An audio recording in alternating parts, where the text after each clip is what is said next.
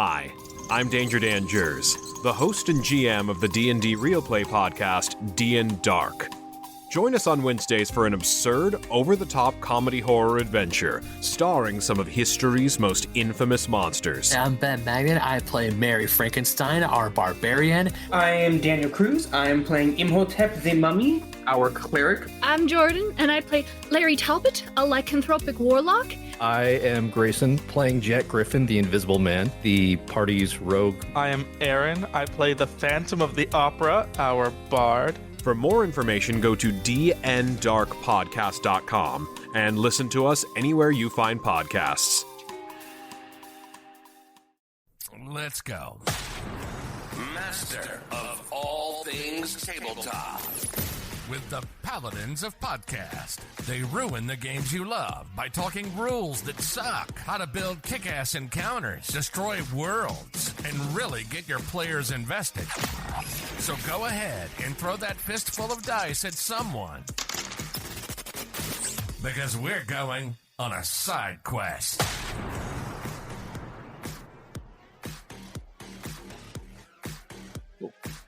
What's up, everybody? Welcome back to SideQuests with your Paladins of Podcast, Rob and Eli. And today, as promised last week, we're going to review Rambo, the cinematic sourcebook, compatible with Everyday Heroes system by Evil Genius Games. Eli, how are we doing? I'm doing great. Having a great time. Had a wild session. I don't know if we want to talk about it. It'd be a lot, but we can just hop into this Universal Soldier review. Yeah, if it's going to be long, I think we might want to save that up. You can give us a double-style recap next session because we kind of wanted to, I don't want to say fine-tooth comb Rambo. However, I did go cover through cover, and I was a little bit more organized with my notes. Some of your questions with Universal Soldier and the order in which we did things kind of threw me off. So I tried to keep myself on Eli's thought process here. Now, okay. Have you at least seen the first film? I have seen a number of the Rambos. All right. Now, before we jump into the full review, you're familiar with the source content. You wanted to talk for at least a minute about usability, layout, art, design. Yeah. This one, it's got like the table of contents is hyperlinked. I mean, it's a similar level of hyperlinking as the last game, or the last one, the Universal Soldier, where like there's hyperlinking in the table of contents, but past that, there isn't a lot of hyperlinking inside of it. But I mean that's all right. I felt like the art was a lot more consistent in this one, or at least like in style. I would agree. I think the art does feel more consistent in style, color, and tone. When you look at it for what it is, it does not seem to have jarring differences. Like you pointed out in one of the last adventure reviews, that an image in specific looked like it was more of a 3D render with a little bit of shadow or shading, and it stood out too far against a lot of the artwork surrounding pages. They have a little bit of that 3D like style in here as well, but it looks like they've done a pass over it to make sure that like it has the same style, kind of like shading or darkness in it. Mm-hmm. So, and maybe that was also because the theme of that adventure in the last one was very different than like the cyberpunk theme of the book itself. So that could have been the jarring difference. Like, I think that is actually something that hurt that adventure for the Universal Soldier, is they kind of told you to do, like, here's the theme, and then the adventure they had was slightly off theme. And here, you've got a theme that's just like Rambo, shoot 'em up, like, battle style, and then the adventure, like, embraces that and really is like, yeah! So... we'll talk about the adventure in a bit. Right. Now, one of the things I do like about the design, the layout, is that a lot of the images are actually provided with a white border, a thick white border, so they look like photographs. And the background to most of the text is designed to look like a manila folder, at least in the printed version. I assume it's very similar to the PDF. So everything looks like classified files. So you're flipping through actual files. I think that's neat. It's smart because of the nature of Rambo, the nature of both the military and whatnot. So I think Universal Soldier had like a bluish, like a full bluish background. like cyber tech, like you're looking into like a computer console, and it just had a lot going for it, and it was a little bit I think a little cluttered. The photos make it look like, I actually don't know if I'd noticed that until you mentioned it. Now I'm looking at it, I'm like, oh yeah, those are the great photos. Yep. And, it's not like I'm going to go through and say, well, it'd be awesome if they added drop shadows beneath the photographs, because some of them have them. So they're not super noticeable in other areas. It's one of those things where if you're going to nitpick like that, it's not really worth time, because now we're being too critical of things that are generally insignificant. Overall, I think the general layout is standard. It's not bad. It's easy to read, easy to follow, and the small details of at least presenting it, like the classified folders, it works. I think it'd be neat if they put some other features in there, like possibly some redacted statements, just blacked out certain lines, certain elements, and kept going as if though they weren't there. But that could become confusing. So that's, from a design aspect, pros and cons. Yeah, I could see how that would be beneficial, especially if they did any like sidebars. But it does seem to be very consistent in that, like, all of it's written, as rules. It's not the rules where like they're blending in the narrative of like the world itself. It's really, you're reading rules. You're not like learning about the world unless you're reading descriptions of the world. So, yep.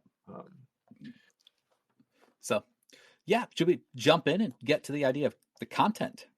Yeah, it does a brief introduction of the world of Rambo, like who is Rambo, like the general themes. Did you feel like that hit like well? Like, do you think that was a good enough description of Rambo? I think for the description that they gave us, I thought it was at least fitting. We're not playing through any film in particular. We're essentially using the source book and the source material to play through essentially a fan fiction style film. So it'd be like another film in the franchise. I thought that at least the synopsises that they gave us was pretty solid. Right there, as we're talking about the introduction to the adventure and what they got. What I like here is that they called out some of the trigger warnings that are in the adventure, and the use of the fade to black tool again. Yeah, which they're consistent. Yep, I appreciate the consistency. That really means that regardless of what cinematic source book you're going with, you don't have to cross-reference a lot of them to find the same tools. They just call them out every time. So that was nice.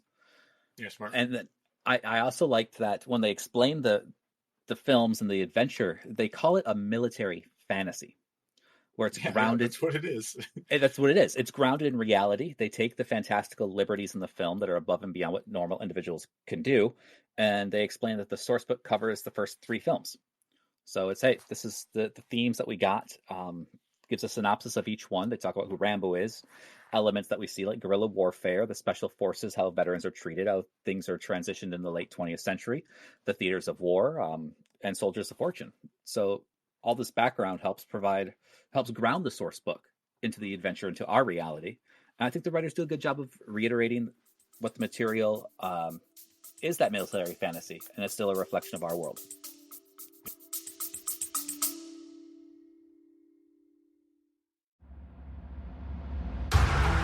Are you looking for a D&D podcast with a dark side? Something more like Game of Thrones and less like Monty Python? Tale of the Manticore is part dark fantasy audio drama, part solo D&D RPG. There's no plot armor here. The dice make all the important decisions. Join me as I resurrect the excitement, wonder, and emotion of old school D&D. Made for a mature audience, Tale of the Manticore is both a fiction and a game. It's the story where chaos rolls.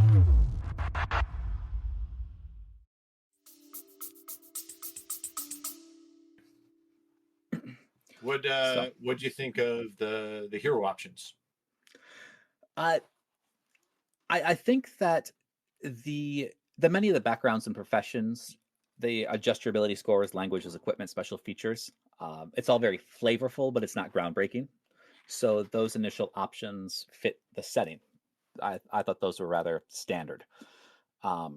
One feature that I really like that I think it comes in at page 16, it was choose a branch, which, due to the fact that Rambo is a military-based story, you get to choose a branch of the military, your recruitment type, which only has two options, by the way. It's enlisted and officer. And we know that through other history that there is at least the idea of being drafted as well. I'd like to see something like that forced or conscripted into service, because it's just another avenue for a different story element. It doesn't quite fit with Rambo, but I thought it would fit with the theme.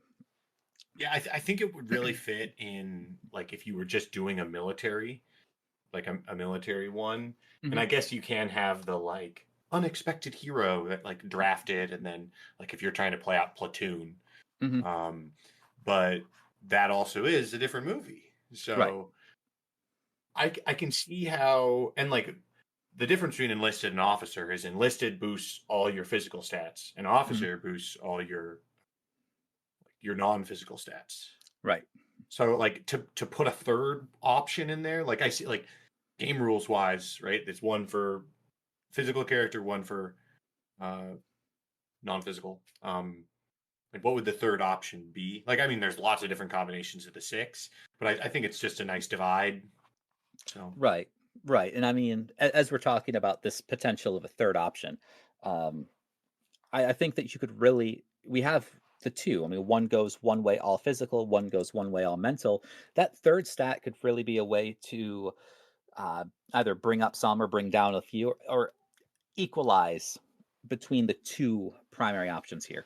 I'm not about to say, hey, let's go ahead and make sure that happens. I'm just saying it's a potential opportunity that I think would be nice to see as a player. Other than that, I think they walk you through character creation through that section pretty nicely. It's set up almost like you go through basic. I think it's actually called basic training. You select your training, your specialized options training, and those are you select character options, feats, etc. And I like that theme. I like that thematic element. It's nice. Yeah, I mean, it reminds me a lot of like Travelers. It's like the life path, the life path system. I think it's a great adjustment for character creation to, like, you get to see as you're going up through the military branches. I think it helps hit the theme of Rambo really well. Absolutely. Now, you mentioned the idea. Part of me is like, is missing, like, if you add just a little bit more to this, like if you add a little bit of roles, I was going to ask. Then you can build that into a session 0. And I think that's really powerful to have a game that encourages you to have a session 0, like, inside the character creation, because then it's not just like, hey, you should have a session 0, but instead it's telling you you want to have a session 0. So everyone's together building their characters, like going through basic training together. Like, you're already building the camaraderie, like, at that moment. So yeah. And like I said, that's exactly what I was going to ask, because you had mentioned Traveler, and Traveler allows for rolling during your character creation when you come across certain elements. And I think it'd be kind of fantastical and fun if this allowed you to do something similar. You're going through training, you have a few options, you roll whatever die it calls for, and boom, that was the training that you got selected for. Granted, that randomness also allows for a few really weird paths. You could jump from unrealistic expectation to unrealistic expectation. But again, yeah, it isn't a perfect basic training, because it's not branching. It's, you get option, like, you do one basic training, you could do infantry basic training, and then, like, network development training. But I mean, like, people do that in the military, like, so whatever. It's not like it's a far stretch. Yeah. I mean, I think you could conceivably do any of these special trainings from the position of any of the recruitment types. And I think it also falls into, like, the, as a special forces person, you come from any background, like building your, like, you are the epitome of skilled So, Mhm. what do you think about the hero options, like the class options? I think they actually fit into the everyday hero character archetype options very well, especially all of them are thematic to the adventure. I do like that there's a note saying that some of the core classes could fit into the adventure with ease, which at least allows for the customization between a dynamic party makeup. So it says, hey, even though these are not specifically themed to the adventure itself, they would fit in with ease. Other than that, because the classes that they were developing fit into the world so well, it just sort of felt like standard fare. It's what I would expect to see in either a war movie or a war-based game, something that had a lot of military history background to it, etc. Yeah, I mean, I feel like they cover the bases. They've got Yeah. four like military classes, and then one kind of like survivalist, like not like something that seems to be stepped away from the military. So, Yeah, like Bear Grylls. Yeah. So I think that fits just fine. Absolutely. It's like I said, it's not groundbreaking, but thematically it works well enough. It's not jarring. It's not upsetting. It's not disruptive to the game. So, Okay. What about these here new rules? I'm excited about some of these. So I think that the graded challenges seem really cool. It's the first one that they really call out. And you should be doing graded challenges for everything regardless. Like graded challenges are just such a better way of doing things. And see, where they are calling them graded challenges, I've always referred to them as degrees of success and failure. Now, so their graded challenges are the ability checks whereby degree of success is determined how close to the result of DC is. The result is the DC value, which also appears in the core rulebook's chase mechanics, but it's been modified here. So your degrees of success or failure divided into groups of 5. So 5 over, 5 under, 10 over and under, etc. Close success, success, epic success, partial failure, failure, and epic failure. I like that. I think it's fun, and they provide awesome examples of perfect times to use it, like demolition and collapsing buildings. You know, those are a fantastical use. I don't know if it covered enough of the potential use of them, though. I think it's something that a lot of people are starting to become more and more familiar with. Like a lot of games have like the success with consequences, but and that's kind of what this is. Like a close success has you succeed, but like something goes badly, and that's like if you hit the nail right on the head. And then success is you get everything you wished for, and 10 plus you get whatever you want. Or far better than anyone could have expected. I think it's very helpful for. I mean, like it's certainly for a style of play, right? Because like if you're a table where every success is phenomenal, like that doesn't help, right? Because you don't really want the granularity there. I think I really like it because I'm a fan of like randomly rolled characters and like us making decisions, but then the dice interpreting that, and then like, oh well, here's where I'm going next, and then like how to deal with that. Like, what does that mean for this character? And so I like this because I succeeded. Like, if I beat it by 1, I don't have this insanely marvelous thing, but I scraped by. So I like it. Yeah, again, I do. I really like the graded challenges system, and I agree with you when saying that we should be using graded challenges for so many different options. And in fact, it's something that you see in other games, and I want to say that it's a Cthulhu game that really utilizes the same option. Like if you hit it on the head, if you hit your DC square on, yes, you succeed, but there's a complication. And you don't get past complication areas until you've reached a specific amount higher than the DC. I like that. Otherwise, the new rules cover crewed vehicles, certification for vehicles. I think those are explanations of slightly more complex ways to add variety and skill sets of the individuals to the game. I didn't see them being anything spectacular, just additional complexity.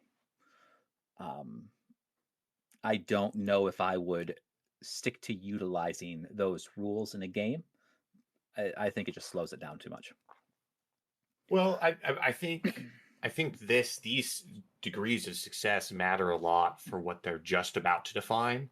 They're not going to use, sadly, like I don't think they're going to use it on all checks.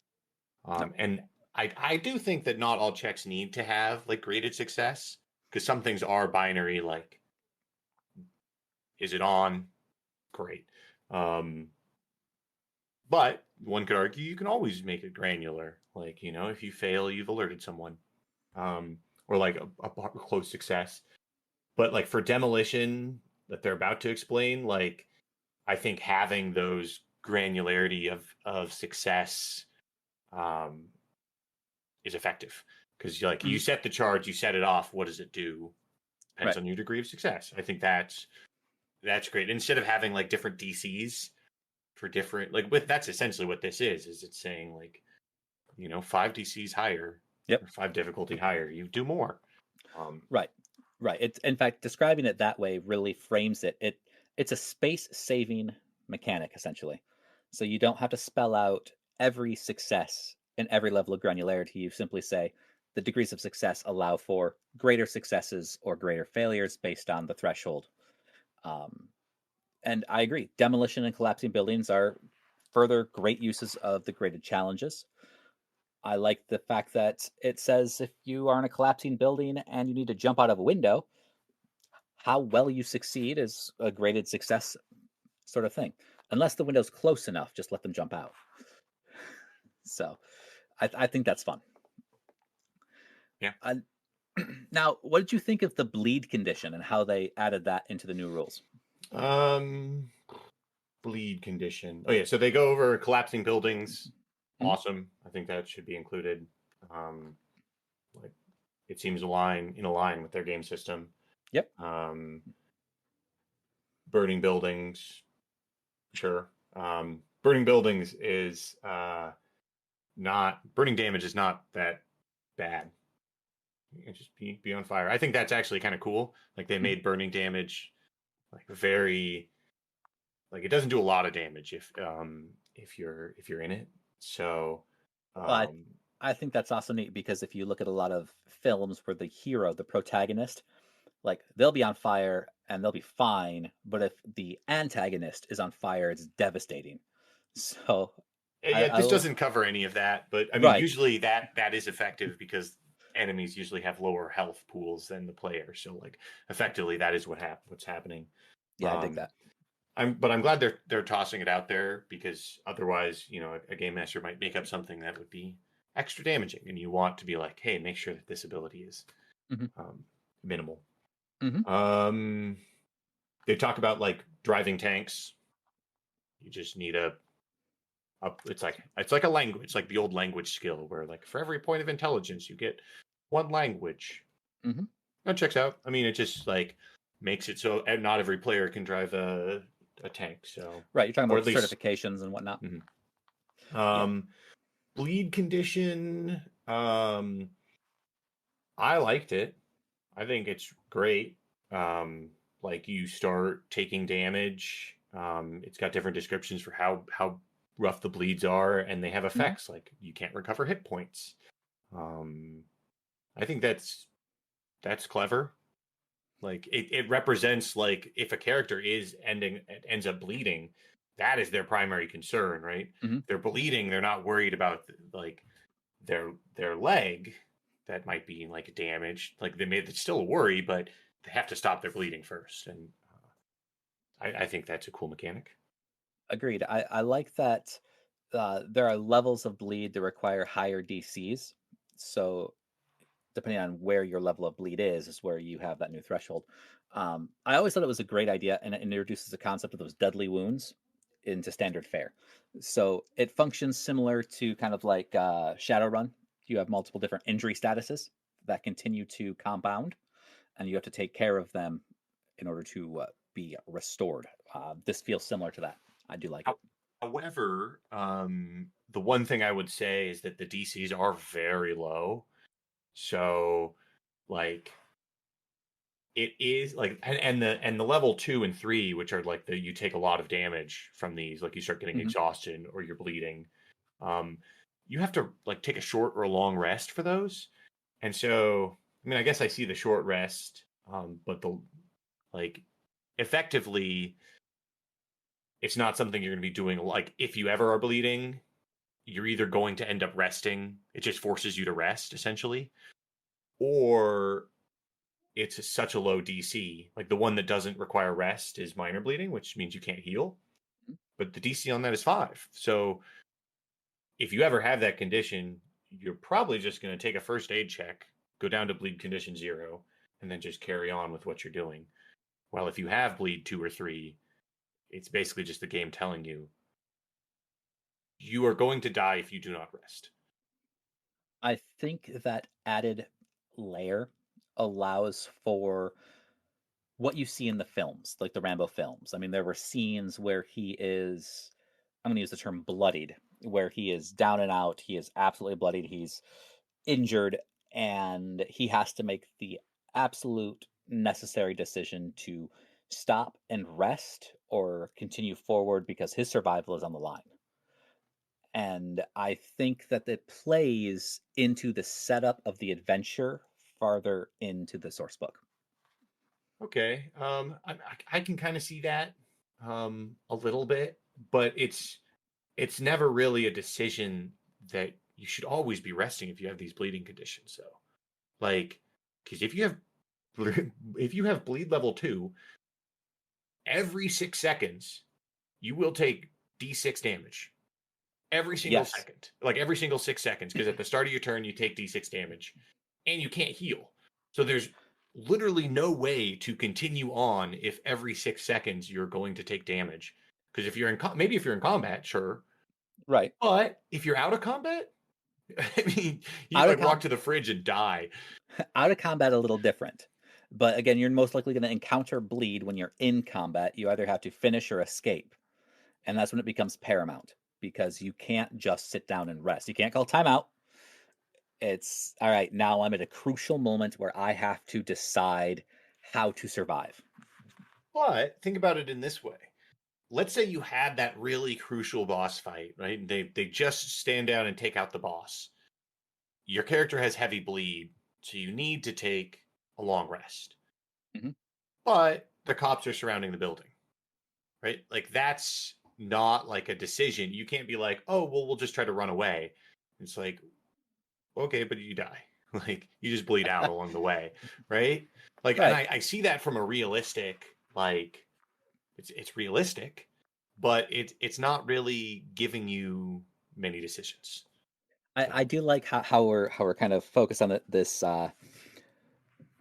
formulatic setup here, this this hypothetical. If we just finished up the big bad evil guy, we have bleed damage, cops are surrounded the building. I think in the films and media, what you'd see is generally, because we're heroes, the job is done. We would go into custody and wait for the colonel to come in and clear our name and put us back out on the loose. Maybe if you're in this situation, yeah, I guess with cops, yeah. But like the adventure they give, you're behind enemy lines, right? You completed your mission. I guess they capture you, right? That's the end. So I guess I do see that if it is the end of the mission and this is intended to be used as like the last situation, then yeah, that's fine. You know, it provides a lot of difficulty in that last moments. Right. But if we're throwing it in the middle of the game, I mean, yeah, we have other considerations there. But I guess though, as a GM, it is a tool where you can just be like, you need a rest. Hell yeah. Hell yeah. Now, what about things like fortifications, traps, and lures? Because as I read through them, I pretty much summed up their functions similar to spells. I didn't think it was super groundbreaking. They had similar mechanics to make it translatable to players coming from Tolkien-esque fantasy games. Well, like, I mean, many of the everyday core book has some traps and whatnot into it. And these just like kind of describe the military traps. Or traps that Rambo used in the movies. So I think it's a good call out because just to stat out things that you see in the movie, because that's really like if someone is a fan of the movies, they want to be able to pull open a book and do something that's like exactly what they saw in a Rambo movie. And True. so statting these out is good. That's fair. That's fair. After that, I mean, now we start getting into game master advice. What'd you think about all of the stuff here? Because I had some pretty, I don't want to say strong or stark opinions, but I felt pretty adamant in a certain way. About anything in particular? A little bit. So the game master advice talks about the themes like heavily here. So we got guerrilla warfare, veterans issues, government corruption, patriotism, politics, suffering, explosions, etc. Not only do they persist through the films, but they can be touchy subjects for players who've actually experienced traumatizing events along these lines. They know firsthand what they're like and whatnot. And the call-outs, how they describe them here, really helps non-combat experienced players understand what soldiers have gone through. But the veterans paragraph, I think it glosses over some of the acute reality of the issues that are experienced. It mentions that it can be a good source of conflict. It can be used to invoke feelings of isolation and unease. But I think that we could have put those themes in individual paragraphs instead of a blanket term like veterans issues. Yeah, I mean, I think veterans issues is a huge topic. Right. So I do like that they're all kind of huge topics. I do think like there's a couple of them that are, I mean, veterans issues, patriotism, politics, like those are huge issues in today's world. Yeah. I mean, you could write entire book. I mean, people have written entire books on these three things. I do think that there is like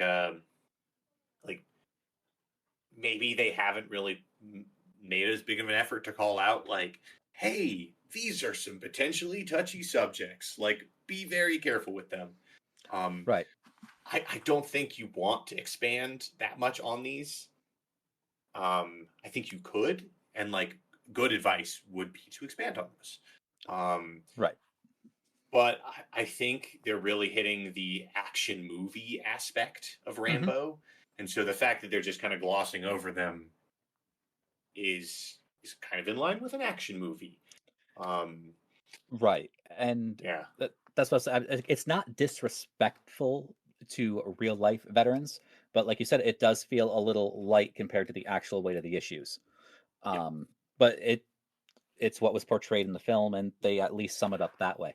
So like I said, I think that particular thing was really my biggest stance on it. And as you had said, the difference is that for the film, it works well. However, for the reality of the world, we are kind of a little light. But that's okay, because we're a cinematic source book here. I think that would have been important to call like maybe a little bit more in their theme. Like they got a little paragraph that describes themes, like invoking a Rambo film. I think that would be good to throw in there. Like some of these issues are very important, real issues that are still affecting us. Like, but remember, this is a movie, so like, right? Either over embellish, over exaggerate, or don't use them. Like make them very strongly black and white. But that's kind of general gaming advice.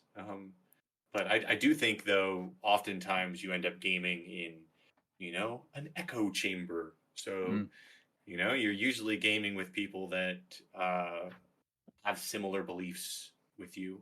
I am running a Age of Rebellion game right now for Star Wars, and I do actually have someone who's a veteran in the game, so it's something I've been thinking about. But yeah, like I think oftentimes like that's the big one that can be mixed into groups is veteran issues. So I think oftentimes like patriotism and politics they don't always mix in your gaming groups. For some people, they do. Right, and I mean, as a caveat here, we know that Rambo, especially if you're familiar with the source material, the films, the story, that content is present. So if it is a triggering issue, that's something that you would naturally just sort of avoid. I think that it's it's just another opportunity that a small additional, I guess I'll call a safety tool, could have been placed, but wasn't. I see it as a missed opportunity, but it's not a deal breaker. So that was my only thing. As we move on through Game Master advice, they cover interrogating and using torture, which they spend a lot of time on this.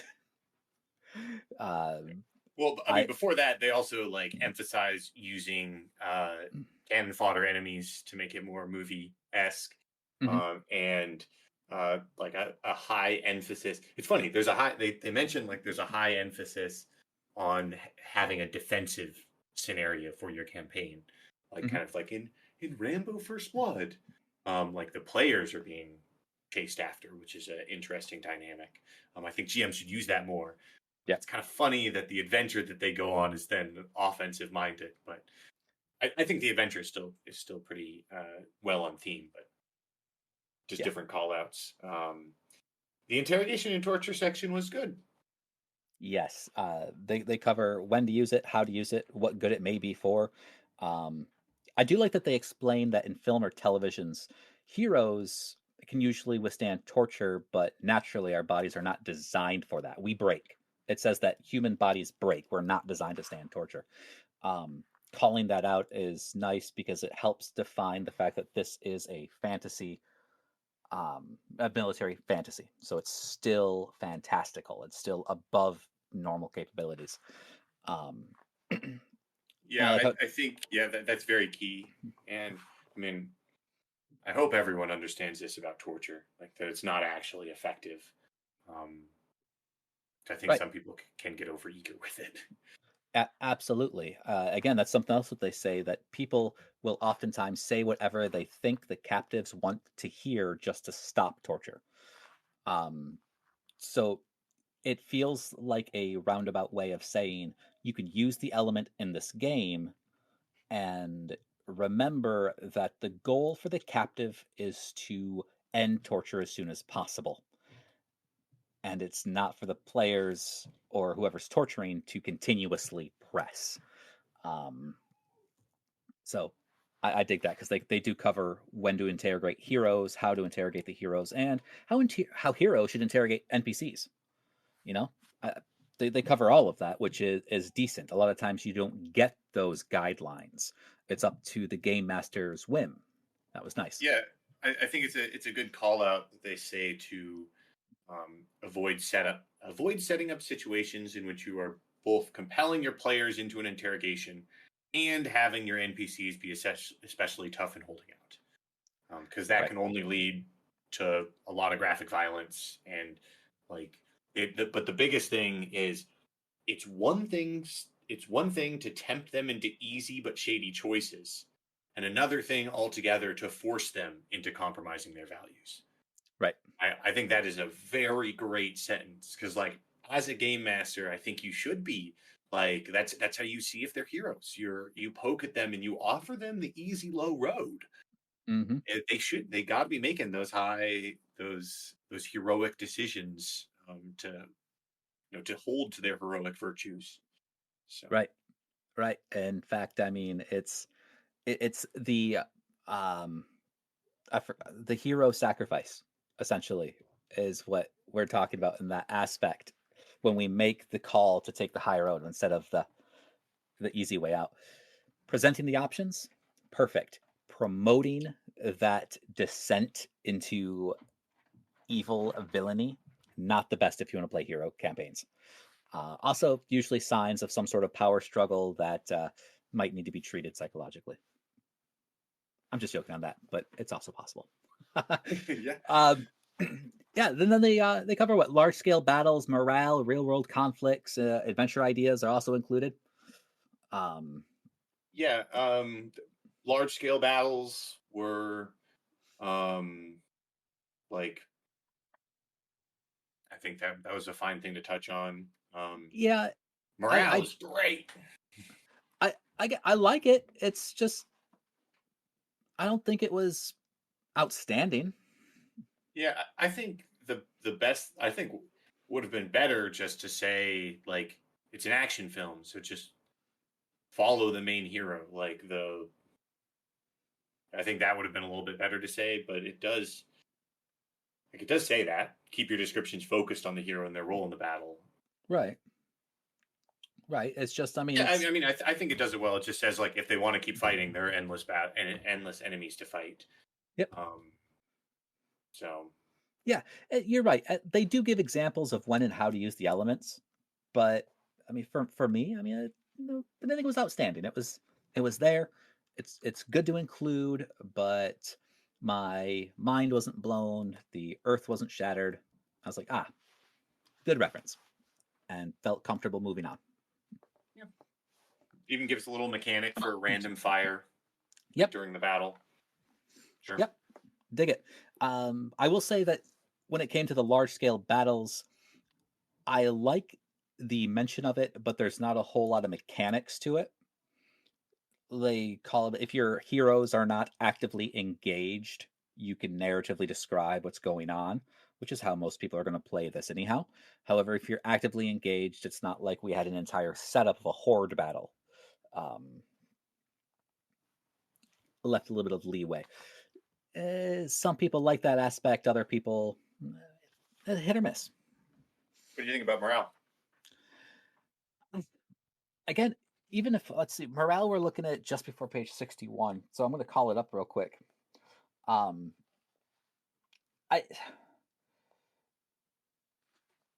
don't know.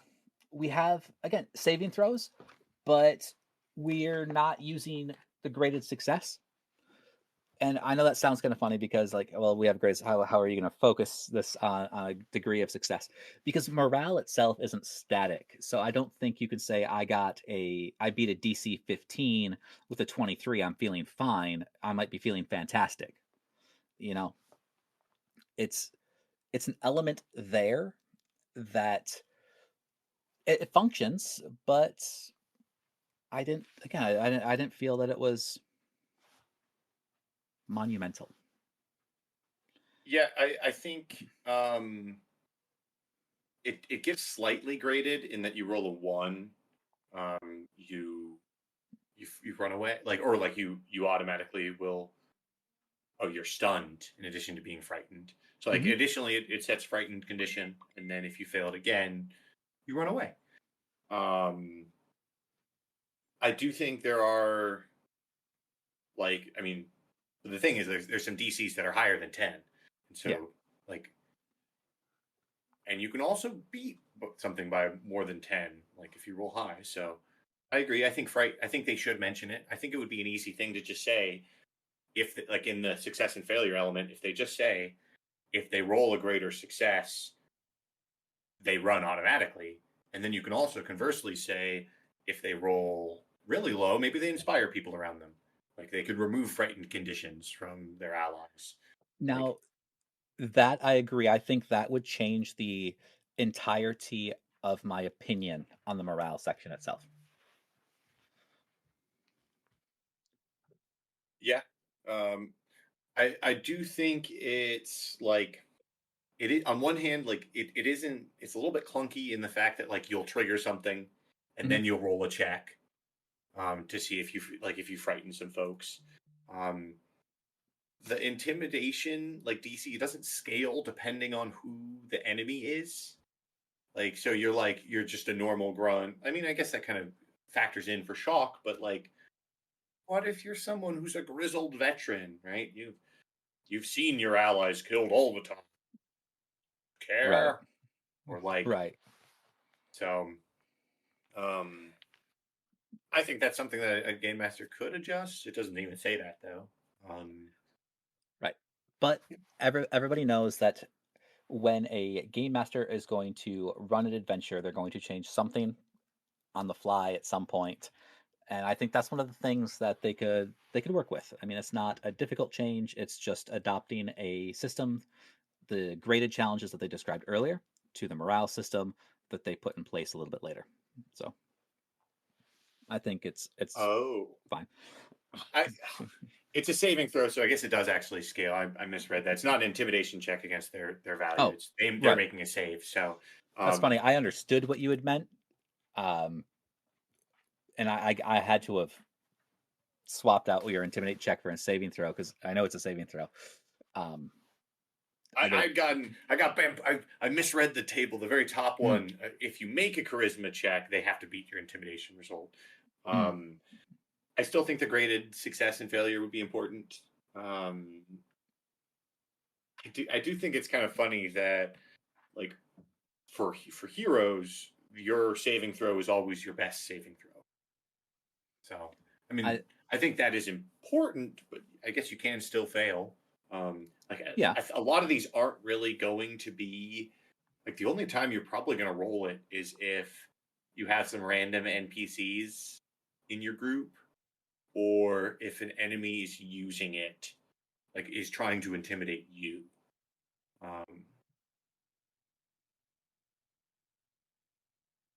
Right? I mean, unless you're in a TPK situation and you're killing a lot of players. It's additional rules, game master advice. I mean, these are things that can help add to the system. I don't know if it's something I would use flat out. I might remember to use it every now and then, but it's not a mechanic that I would likely continuously refer to. I use elements of this in Hackmaster, like, because monsters have tenacity. Although it's a little bit like they don't have to roll every time an ally is killed. It's more like when they hit certain thresholds, like outnumbered, like it's more like relative to the combat they're in. Like if they still outnumber the enemy, they're not too worried about morale sort of thing. But I really like morale. I think it adds a huge element for like the diversification of combat. Not every combat needs to be a hack and slash and murder. That's fair. That's fair.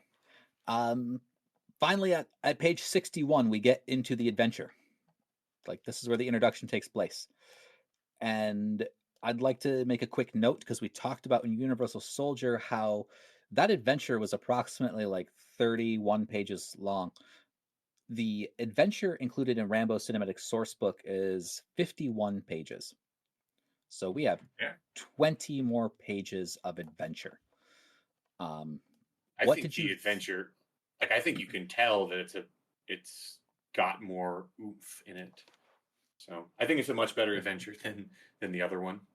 I agree, and I've seen a lot of stark differences between the two of them if we were going to compare them.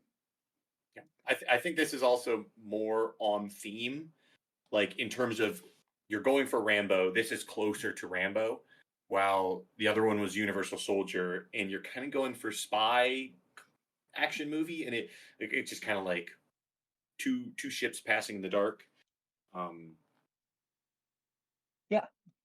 Yeah. I like this adventure. Same.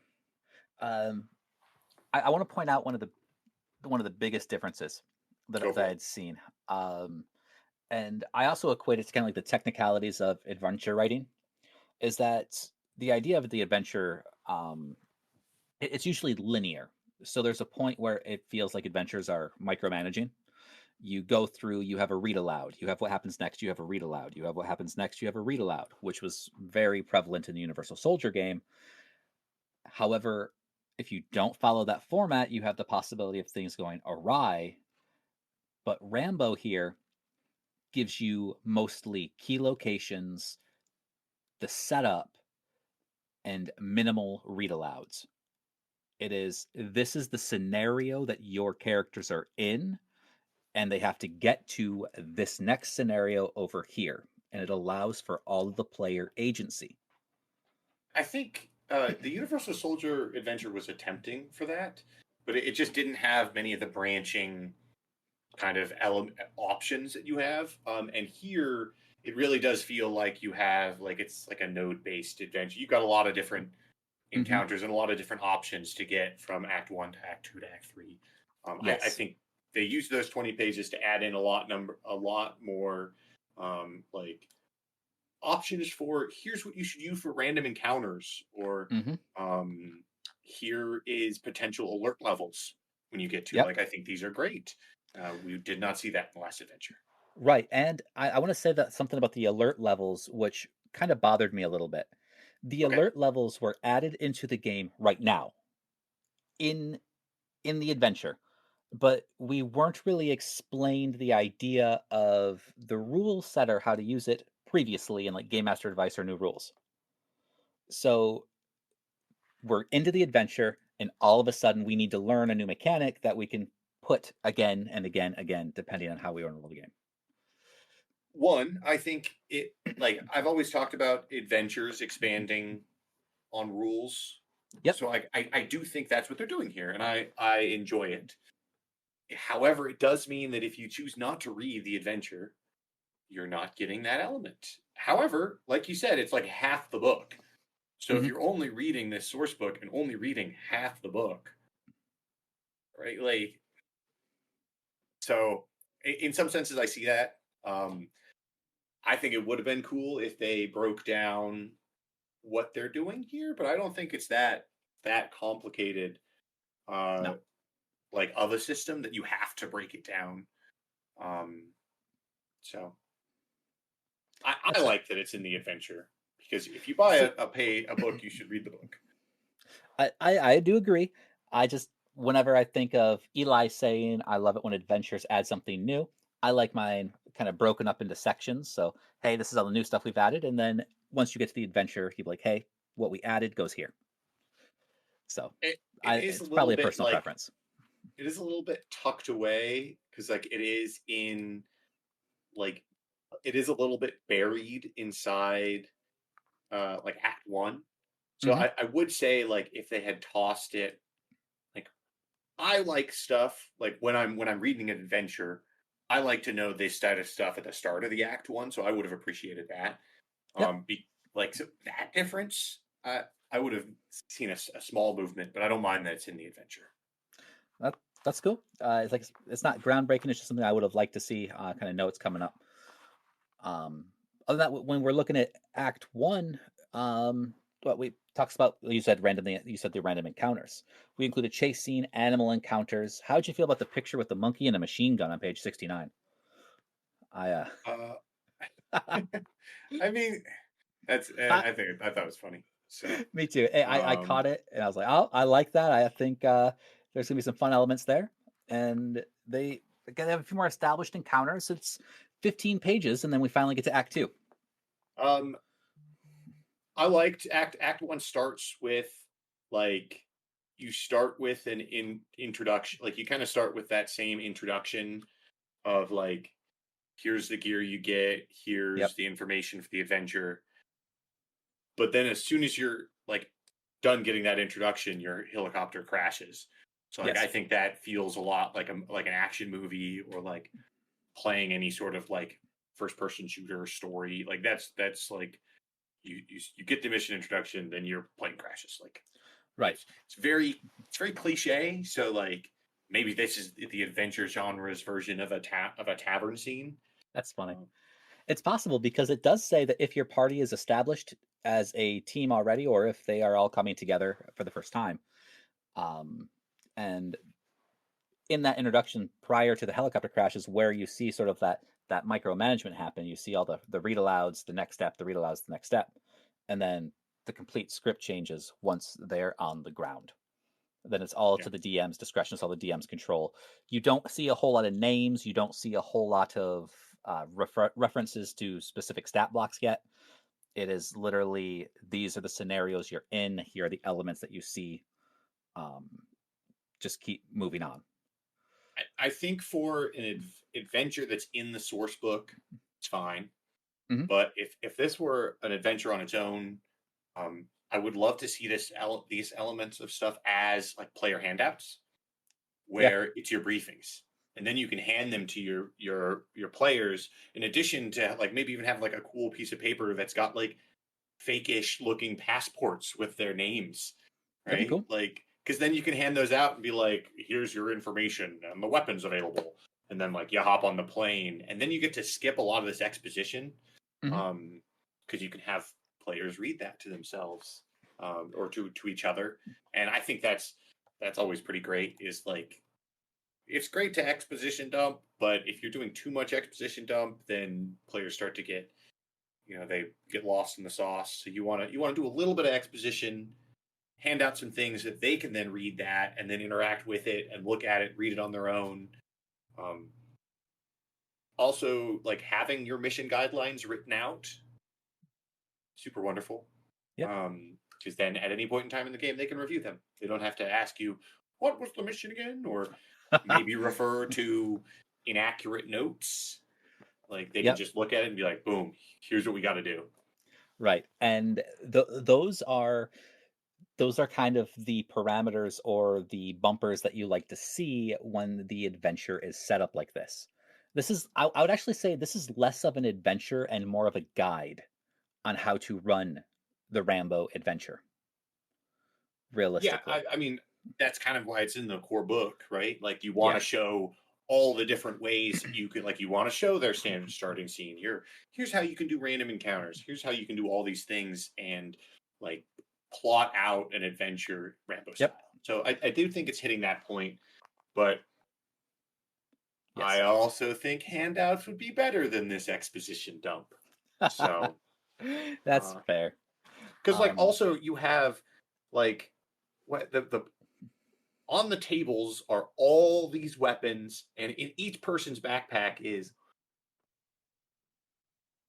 like 10 different things. Yeah. Like that'd be great. That'd be great for a handout. Great for a handout, because otherwise you're reading it out loud and you're like, okay, everyone has one pair of heavy metalworkers gloves appropriate for fast roping. It's bolt 0. Because now, in addition to all this exposition, you're now doing even more exposition of just boring equipment. Right. And what's funny is that you get the read aloud before that. So all of that extra equipment is just in the game master note style columns. It's like, hey, this is the information you need to help run this scene. This is all the stuff that's in there.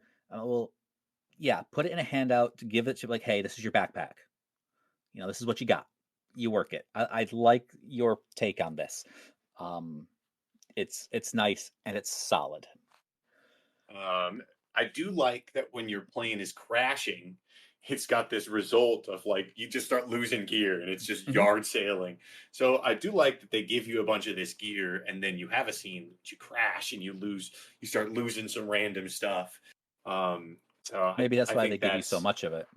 I think that's exactly why they give you so much. And so I like that touch. I like giving them a bunch of gear and then also like as they crash, like they're yard sailing, because then you have like this, like everyone is perfectly set up.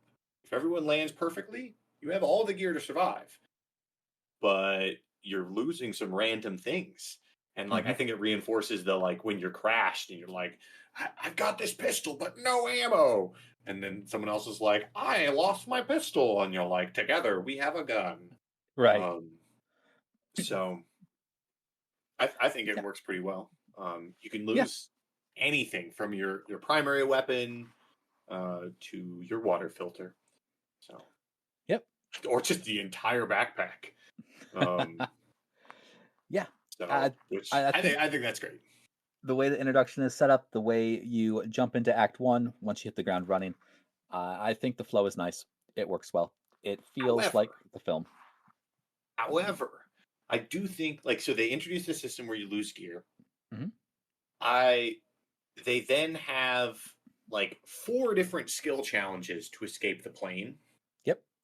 And that feels like a lot of like different skill checks that you have to make like in a row where you make this check, make this check, make this check.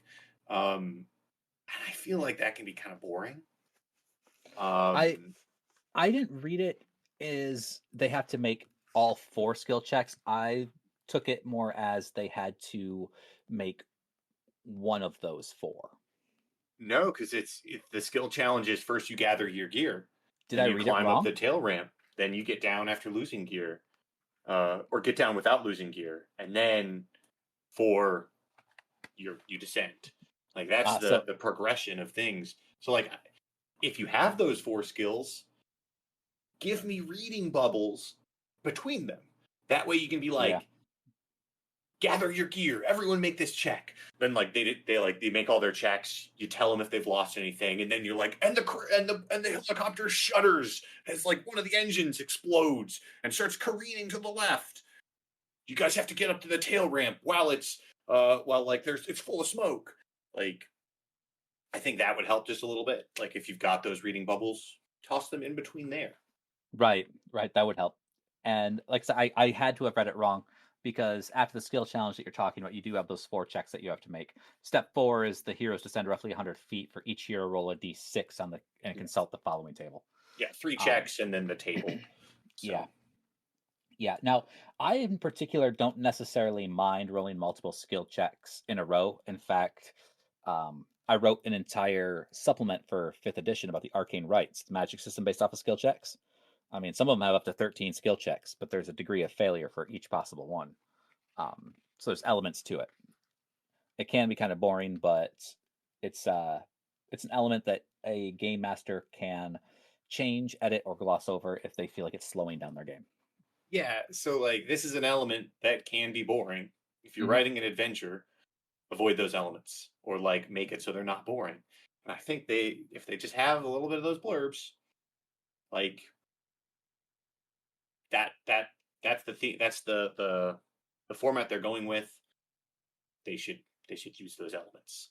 Right. You don't want like your giant blurbs to always be starting your scenes.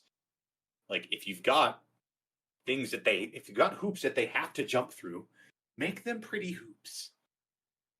Yep. Yeah, I get it. I agree. Then you crash near an elderly couple's farm who happen to be in the core rulebook. I think that's great elements of tying your books together.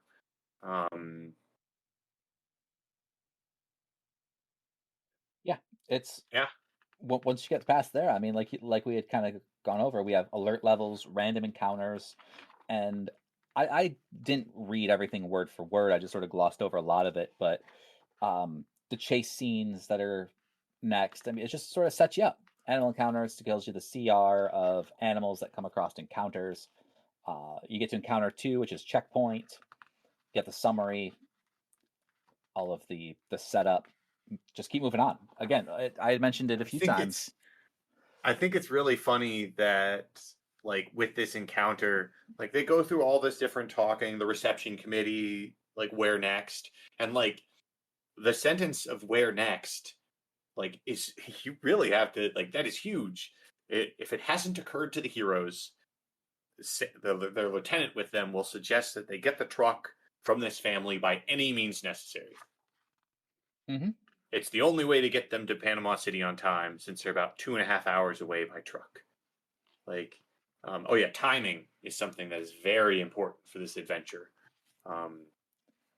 It crashed at 18:15 hours on Tuesday, and the operation is going to start at 0100.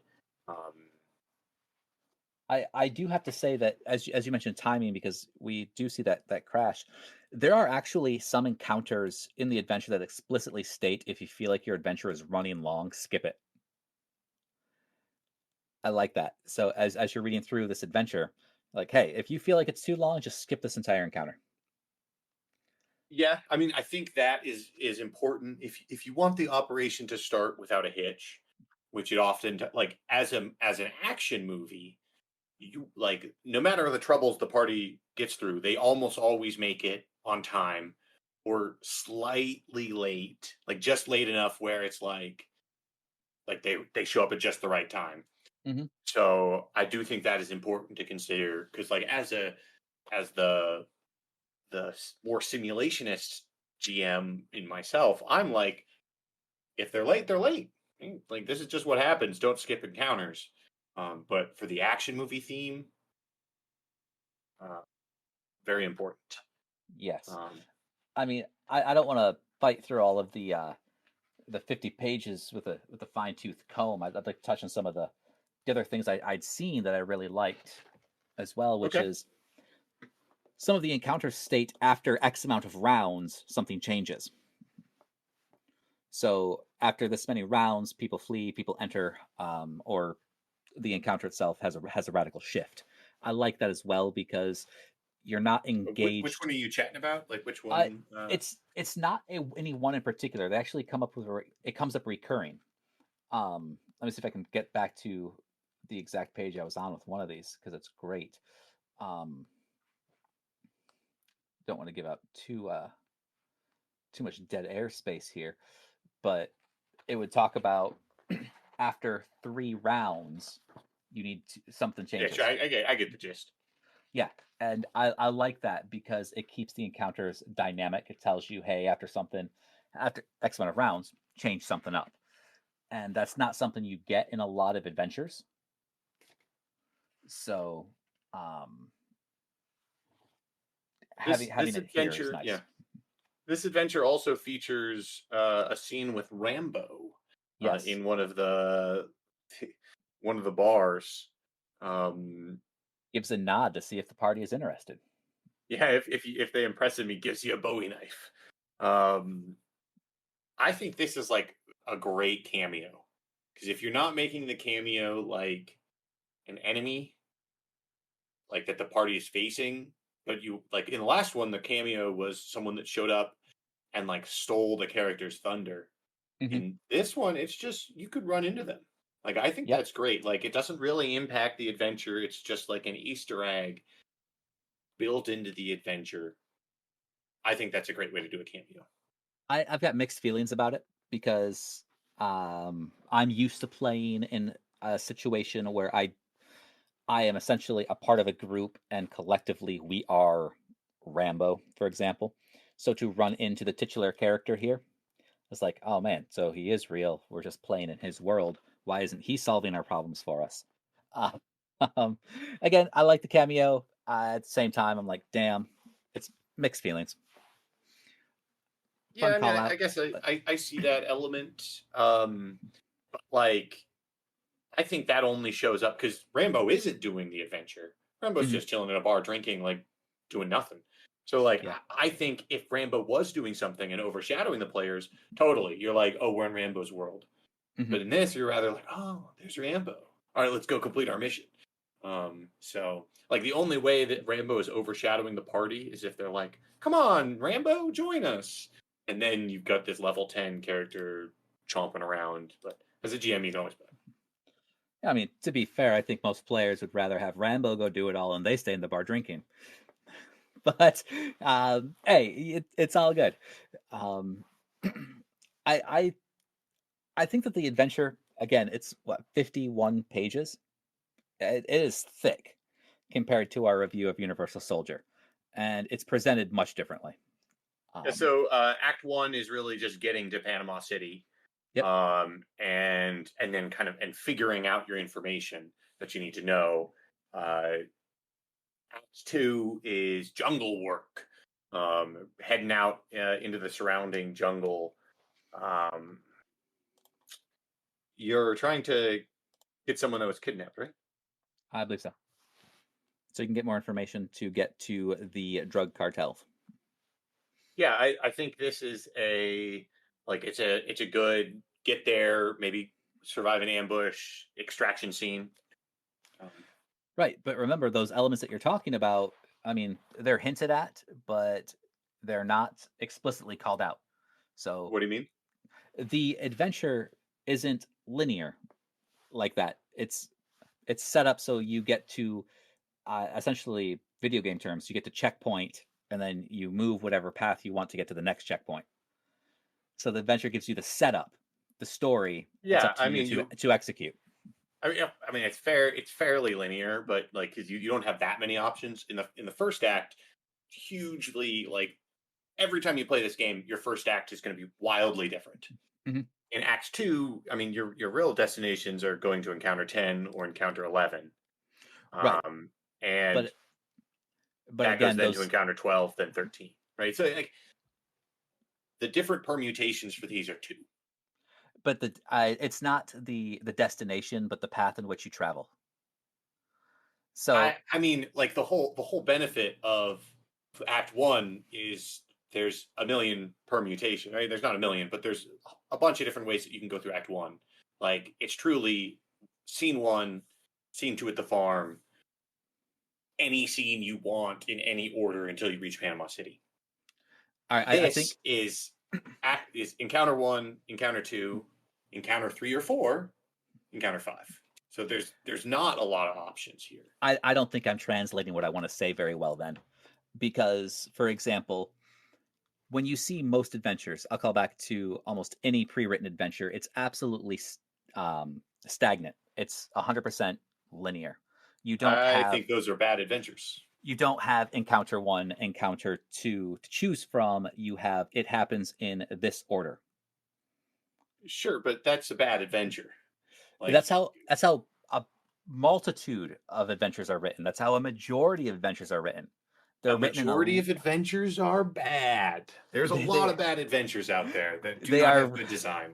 They are written in a linear format that has read alouds. This is what happens. Read this. This is what happens next. Read this. And Rambo does not do that. Rambo has this is the setup. They have to get to this next destination. However, the party does that, they get here. And some elements say they have to at least do this to get there, but however you solve the issue to get to your next destination is up to you. Next destination's up. And that's what I'm saying I like. It's Yeah, if this adventure was purely linear, I would say this is an awful adventure. Like, if you say a majority of adventures are completely linear, then they all suck. So that's fair. So yeah, as we fight through, and again, that's why I said that this is more like a guide than an adventure. I think this is what an adventure should like. An adventure should have these options. I don't think this is a perfect adventure, but I think it's a good adventure. It at least passes the not a bad adventure bar. That's true. We both agree on that. Now, after we get past Act 3, it seems like we quickly go right through the cast, and NPCs and a few pre-built characters. Yeah, I mean the finale is. The finale is fairly linear because it's like a four little scene finale. But I think that's okay for a finale of an adventure because this is just the culmination. Like, you want everyone to experience this really awesome scene that you put a bunch of attention into, and like the enemy has a tank, and or the players get to use the tank if they find it, and like I think it's a good final scene. You whip out some big guns, a lot of explosions. I think this. I think it works for a finale of a Rambo adventure. It feels like the end of an action movie. Yeah. As I read through it, I really also got. That's because there's 4 acts. There's Act 3, which is like stopping a boat in Panama, and then Act 4, which is the finale. Like, I like the closure, the finale that we're talking about, the final showdown. As I was reading through it, I really got Expendables vibe out of it, which I thought was cool. Like, I mean, we're translating action movie to action movie, both of them Sylvester Stallone properties, so it translated nice and easily for me. Did you not think it hit the Rambo mark? At the end, like I said, I felt more Expendables than Rambo, but it's Rambo fits in the Expendables world and vice versa. The Expendables fit in Rambo's world. Yeah, so I would say it's going to be hard not to get kind of Expendables vibes from a group action adventure game, because like that is the Expendables is a bunch of action heroes working together, and that's kind of I think the Expendables is probably a better bar. Like, if you're trying to convert a movie as is to an adventure without like how to expand it into a group, like the Expendables are perfect. So agreed. At Rambo's, I mean, you're always going to have to make one person into 5. Like, yes. But yeah, after that, we finish up really quickly with the cast, supporting cast, extra characters, key characters, pre-gens, and all of those are pretty standard. Not anything that I would Right home to mom about. They all fit in. They all seem to make sense. Rambo comes in at a level 10 commando, tough hero. I think that's fitting. Nothing out of the ordinary. Yeah, I think they hit. Rambo seemed pretty cool. Yeah. So now I do want to make a critique that I saved from earlier. I didn't want to mention this then. Okay. So on page 118, we talk about key characters. John J. Rambo. Okay. All right. So I was wondering if you had a critique on Rambo. It is the most absurd critique about this entire book you're going to hear. Okay. You ready for this? Yeah, give it to me. The big black square that simply says J. Rambo, which I assume would either be similar to a patch from a uniform or something. It doesn't fit the style of anything else. It doesn't look like something that fits on the page, and it irritates my eyeballs. Yeah, I can agree with that. I also don't think like the next page, which is the second page of Rambo, has like white space. So like, yep, yeah, it does seem it does seem odd. But now I have to say, ran out of time on the art editing, I guess. I have to say though that we got all the way through the adventure, and one of my biggest critiques is an art thing. That's not a bad deal. What are you talking about? We had quite a number of critiques. We had critiques at the beginning of the adventure. We had critiques on the morale rules. We had critiques. I said one of my biggest critiques. This was your biggest critique? This is that's the one thing that hurt my eyeballs. Oh, I can handle everything else. I can change the rules on the fly. I can't change the artwork in the book. Yeah, you can. I absolutely won't. Whitewash or cut it out. Or... That's fair. So we come in at 128 pages. It is thick. It is heavy. There's a lot of content, a lot of setup, a lot of story, a lot of neat stuff, a lot of things that we feel that they could have handled a little bit better. Last time we rated the adventure, you were shocked by my number. What's your number on this adventure? What's the adventure on Rambo? What I gave Universal Soldier like what did I give that, a 3 or a 4? Well, you gave the adventure itself a 4 out of 10, and you gave everything else in it about like a 6 out of 10, and it equaled to 5.5 out of 10. This adventure, I would say, like, if we're talking adventures that are just out there, I would probably say the adventure's like a 6. Like it's not like reinventing the wheel for any sort of adventures. I've got some critiques for it and like on how they handle some things. But if you're talking about an introduction adventure, like to the setting, I think this is much better, like an 8 or 9. And then I would rate this, like the book itself, a little bit higher than the Universal Soldier. I said that one was a 6. I'd say this is 7. So overall, like a 6.5 this book. So which I think is good. Like it's not blowing my mind, but for like reproducing Rambo, great. Yeah, absolutely agree.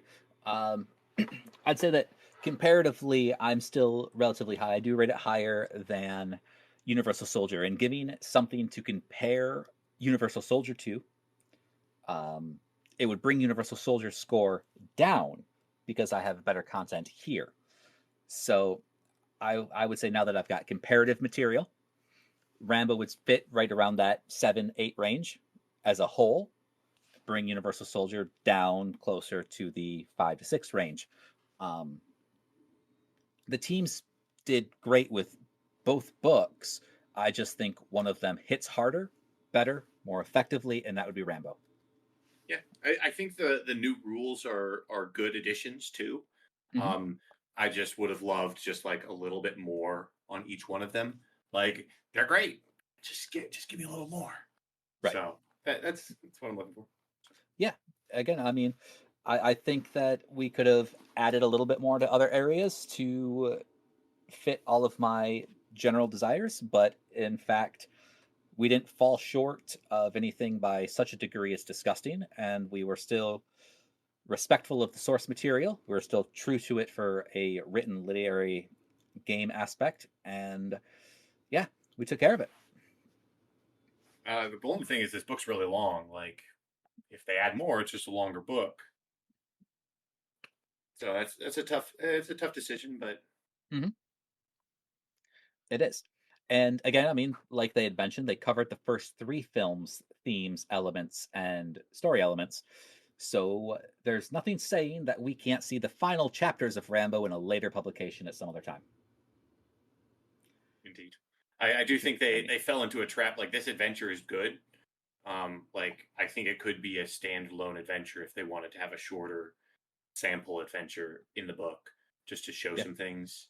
Yeah. So, like, this adventure is much better, but then the rest of the book does suffer a little bit from that if they're trying to build it better. It total potentially could happen that way, and that may be why the supporting characters and cast section felt so short and amputated. Yeah, maybe. But, I mean, I don't mind them cutting a decent amount of the supporting cast. No. So, I mean, there's not terribly a lot. I mean, most of the supporting cast are for the adventure. Like, they're not just generic NPCs, so that it's a little bit hard to cut down. So. Right. But yeah, it's good. Otherwise, I think it was well done, entertaining, and I endorse it well enough to say you should at least give it a try. Yeah, I think if you want a military action movie, you should get this book and play Rambo. I think it's good. Yeah, for sure. Otherwise, for all of your everyday hero SRD needs, you can always check out the Open Gaming Network, and you can always find us online at Facebook or epictablegames.com, and we will see you next week. Adios, amigos. See you, Tyler.